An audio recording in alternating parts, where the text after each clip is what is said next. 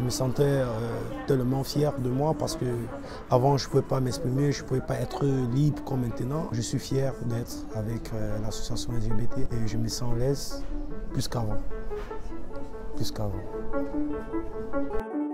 Le projet Asile LGBT, c'est un projet qui est porté par le Checkpoint Paris et par les CADA et les UDA en Ile-de-France du groupe SOS. C'est un projet qui vise à améliorer la santé sexuelle des demandeurs et demandeuses d'asile LGBT. La manière dont on travaille, en fait, c'est qu'on va réaliser des permanences en santé directement dans les CADA et les UDA afin de proposer une offre de santé, de médiation en santé aux personnes hébergées sur les structures.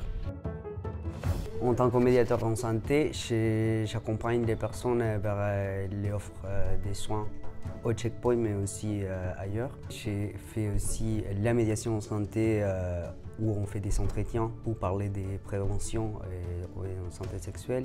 Les personnes LGBT peuvent être orientées en fonction de leurs besoins et de leurs demandes au Checkpoint Paris pour avoir accès à l'offre du Checkpoint. L'offre du Checkpoint comprend par exemple la possibilité d'avoir accès à la PrEP, un traitement qui permet de ne pas contracter le VIH, mais aussi un accès aux offres en santé mentale, notamment parce qu'on sait qu'il y a des enjeux de santé spécifiques pour les personnes LGBT, d'autant plus en CADA et en UDA, qui du fait de leur parcours migratoire cumulent des vulnérabilités. Dans le cadre de ce projet, on propose aussi aux professionnels des structures en CADA et en UDA d'avoir accès à une formation sur l'accompagnement et l'accueil des personnes LGBT. On organise également des ateliers de sensibilisation à destination de l'ensemble des résidents des CADA et des UDA afin de lutter contre les LGBT-phobies et les inégalités sociales de santé. Et on travaille dans une logique d'équipe transversale où on est vraiment en lien avec les travailleurs sociaux et les chefs de service des structures afin d'accompagner au mieux les personnes concernées à la fois sur le volet en santé et le volet social. Au cours des premiers entretiens en santé sexuelle avec des personnes LGBT, on s'est rendu compte que ces personnes étaient vraiment très éloignées, pas que de la santé sexuelle en général, mais aussi des activités culturelles et de la communauté LGBTI.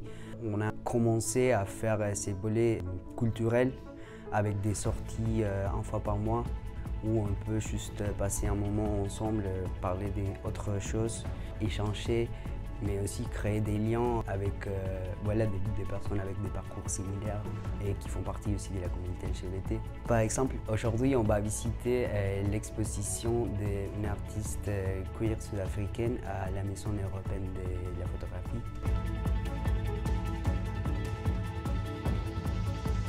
Je suis arrivé du Cameroun le 6 janvier. Je suis allé à UDA, une association d'accueil de l'asile.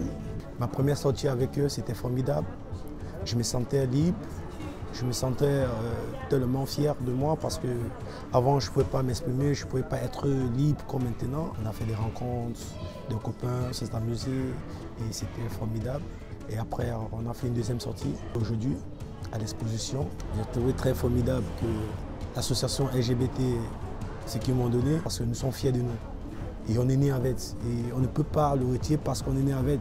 Je suis fier d'être avec l'association LGBT et je me sens à l'aise plus qu'avant.